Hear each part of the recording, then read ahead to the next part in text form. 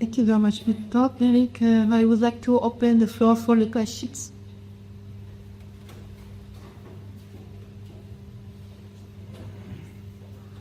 Thank you. Very interesting presentation. I would like to perhaps ask you to say more about the acceleration mechanism when you form this plasmoid. Presumably you have these magnetic field structure that is dynamically changing, okay? And you have figured out a way to turn it into a plasmoid. But all this change is happening in a pre-filled gas or plasma, right? And as you form the plasmoid, how are the energy given to what you later measure to be energetic ions, right? That's actually the first question, but if you could explain that, then I have a different, related to that, some other question. All right. Okay.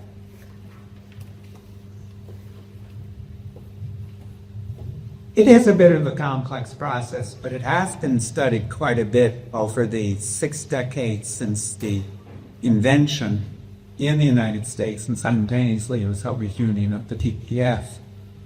Now, I don't have a slide to illustrate this, I'm sorry, but as the radial convergence goes forward, what happens is you have pairs of counter-rotating filaments. So by conservation of angular momentum, these filaments form in counter-rotating pairs. When they start to converge, the filaments start to merge, their magnetic fields are reorganized, and that sudden change in the magnetic field creates strong electric potentials that basically concentrate the energy into the plasmoid. And what you see in the ICCD images is the filamentary structure, which looks like spokes of a bicycle wheel, disappearing, and the plasmoid becoming more and more intense. If you're looking down the barrel, which we don't have the capability to do, but my mentors, Winston Bostic and Victoria Nardit, did these series of experiments at Stevens Institute back in the 70s, and they got these very nice down the barrel images. So that's the compression phase. If we look at it from the side, again, I'm sorry I don't have the images right, you basically see the core of this plasmoid that looks like an apple core. So that's formed by this kinking process. Now the kinking process is theoretical. The process, the time that it takes to go from the unkinked to the plasmoid state is of the order of a nanosecond. So that's not really resolvable even with our half nanosecond exposure times. So I've never seen anybody who says that they've observed the formation process. But basically you go from these disappearing spokes to the apple core. And then the center of the apple core, but only in the center, the synchrotron radiation frequency, gyro frequency, exceeds the plasma frequency. So that means that radiation can escape and the B field suddenly drops. That accelerates a beam of electrons in one direction and a beam of ions in the other direction. And this is a repetitive oscillatory process. And this eventually drains all the energy and most of the matter out of the plasmoid. This one is the lifetime plasmoid. I started studying this as an analogy to quasars Herbie Harrow objects that form at the beginning of the lifetime of a star, and these astrophysical processes. So at all scales have these processes that basically end up converting most of the energy into these concentrated beams. Now the question is, how does that become thermalized? How do you get these high thermal energies? And basically, people studying not this, but seed pinches, which are closely related device, hypothesized that this was viscous heating, basically the conversion of ordered into wave-like and then disordered motion. And we did,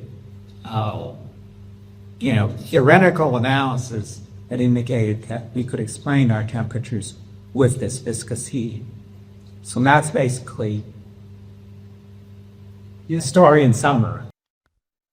Our videos come out of LPPFusion's research in fusion energy, which will power a future with abundance for all, with a clean, sustainable economy and environment. Goods, housing, and infrastructure would be extremely affordable once fusion kicks in. Fusion energy is the key to an advanced future. Support fusion research. The link's in the description, and thanks. The next question is, what is the maximum colloidal flux or the containment flux in the plasmoid? Do you have Okay, not a flux, but we have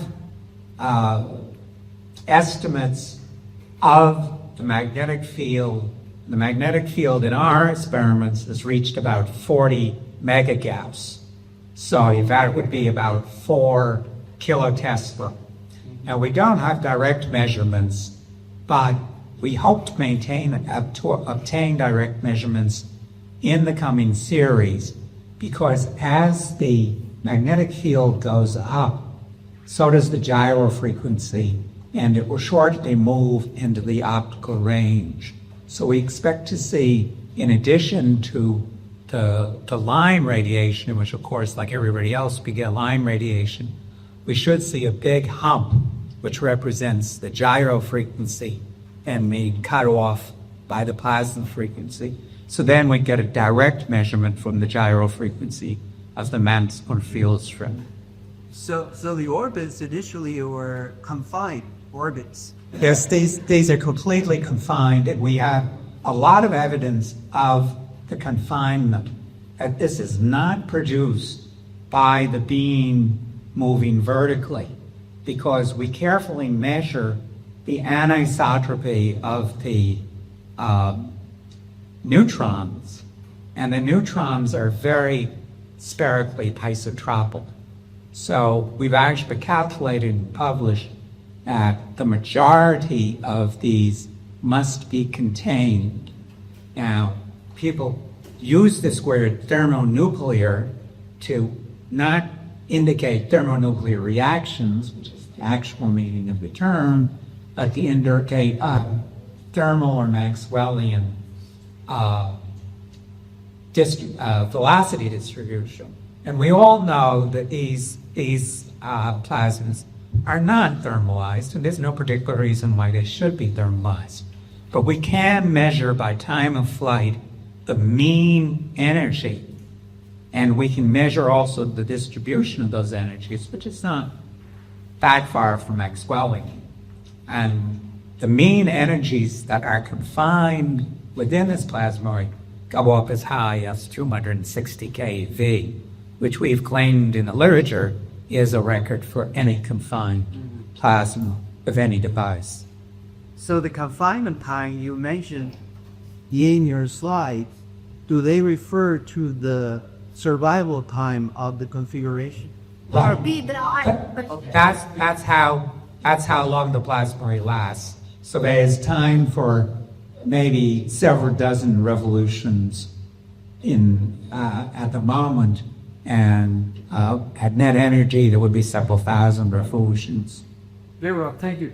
From most specialists, I understood that from the cathodic mass impact today and from other tourists, in order to get proton-boron fusion, you need to be out of equilibrium and to have a hot IO convergence. So in your device, where is this pseudothermal convergence?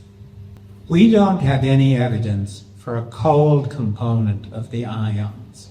As far as we can see, all the ions are hot.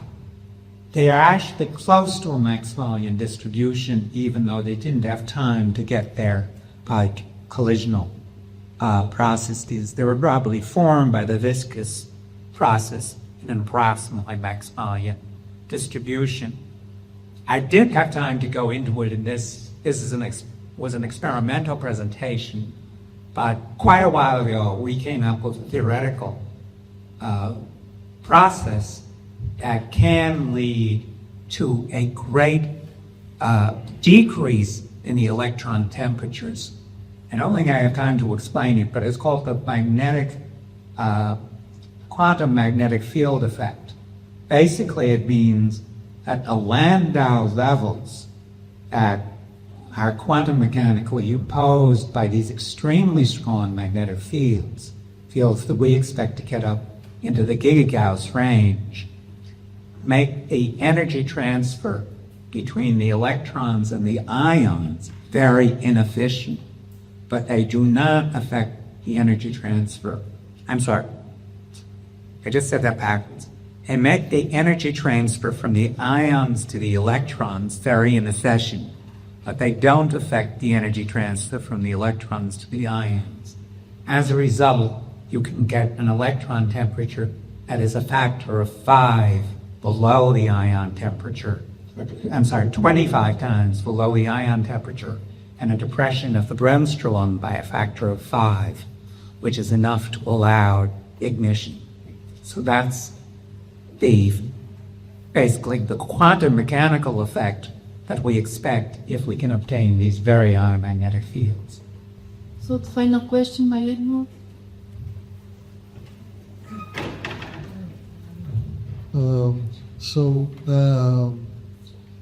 Both the electrode, which is right next to the plasma, and the moles of your reactor, or the vacuum mole, will be exposed to gigawatt or 10 megawatt and alpha radiation. What's the lifetime of the electrode when the first mole? Well,